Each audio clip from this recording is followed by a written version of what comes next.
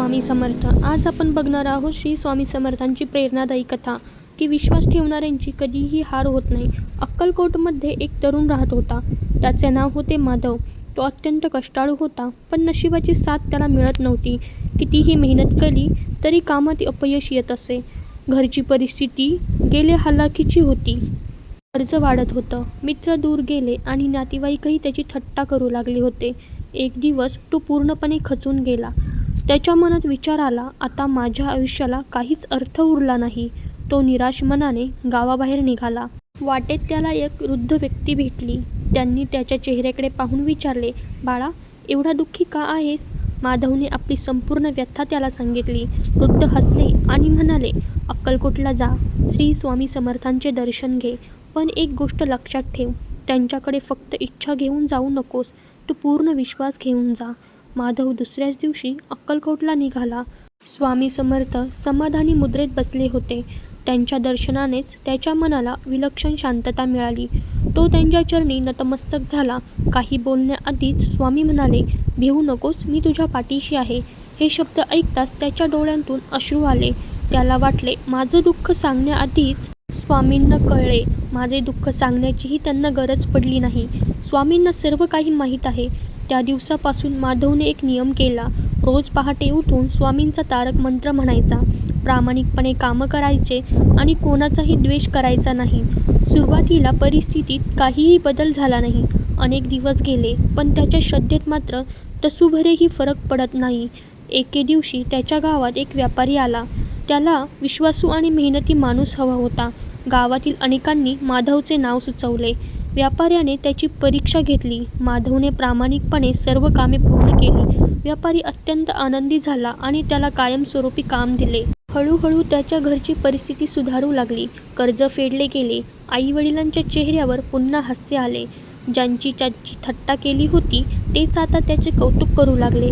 एक दिवस माधव पुन्हा अक्कलकोटला गेला. स्वामींच्या चरणी नमस्कार करून तो म्हणाला, स्वामी, तुम्ही माझे सर्व आयुष्य बदलून टाकले. स्वामी स्मितमय हास्य करत म्हणाले, मी काहीही केले नाही. तुझ्या श्रद्धेने आणि कर्माने तुझे नशीब बदलले.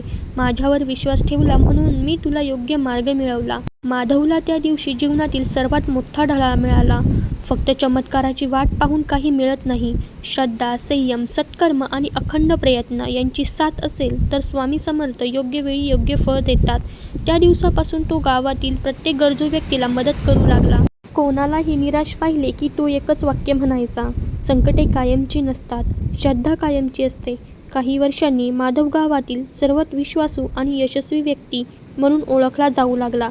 पण त्याच्या मनात कधीही अहंकार आला नाही. प्रत्येक यशाचे श्रेय तरी स्वामी समर्थांनाच देत असे. लोक त्याला विचारायचे, तुझ्या यशाचे रहस्य काय आहे? तो हसून उत्तर द्यायचा, मी फक्त माझे कर्म केले, बाकी सर्व स्वामी समर्थांनी योग्य वेळी घडवून आणले. या कथेतून आपल्याला एक अमूल्य संदेश मिळतो. जीवनात कितीही अडचणी आल्या, लोकांनी साथ सोडली, अपयश आले किंवा परिस्थिती प्रतिकूल झाली तरी आशा सोडू नका. श्री स्वामी समर्थांवर अढळ श्रद्धा ठेवा, पण त्याच्याबरोबरच प्रामाणिक कर्म करत राहा. कारण स्वामी समर्थ आळशीपणाला नव्हे तर प्रयत्नशील भक्ताला आशीर्वाद देतात. आज अनेक जण तात्काळ यशाची अपेक्षा करतात. 2 दिवस प्रार्थना केली की लगेच सर्व काही बदलावे अशी त्यांची अपेक्षा असते. पण निसर्गाचा नियम वेगळा आहे. जसे पी पेरल्यानंतर लगेच झाड उगत नाही, तसे श्रद्धेचे फळही योग्य वेळ आल्यावरच मिळते. स्वामी समर्थ आपल्या प्रत्येक भक्ताची परीक्षा घेतात. त्या परीक्षेचा जो संयम, विश्वास आणि सत्कर्म सोडत नाही, त्याच्यावर स्वामींची कृपा वर्षावासारखी बरसते. म्हणून संकट आले की घाबरू नका. ती तुमच्या आयुष्याचा शेवट नसून नव्या सुरुवातीची चाहूल असू शकते. नेहमी लक्षात ठेवा, दुसऱ्याचे वाईट करू नका, खोटे बोलू नका, अन्याय करू नका आणि अहंकार बाळगू नका. मनात दया, प्रेम आणि सेवा याची भावना ठेवा. अशा व्यक्तीवर श्री स्वामी समर्थांची कृपा आपोआप राहते. शेवटी एवढेच म्हणेन, श्रद्धा ठेवा, संयम ठेवा, सत्कर्म करा आणि श्री स्वामी समर्थांचे नामस्मरण कधीही सोडू नका. भिवू नकोस, मी तुझ्या पाठीशी आहे. हे स्वामींचे वचन प्रत्येक भक्तासाठी आजही तितकेच खरे आहे. जे या वचनावर विश्वास ठेवतात त्यांच्या जीवनात उशिरा का होईना पण प्रकाश नक्कीच येतो. श्री स्वामी समर्थ. व्हिडिओ आवडला असेल तर लाईक करा आणि अशाच व्हिडिओंसाठी, प्रेरणादायी कथांसाठी चॅनलला सबस्क्राईब करा.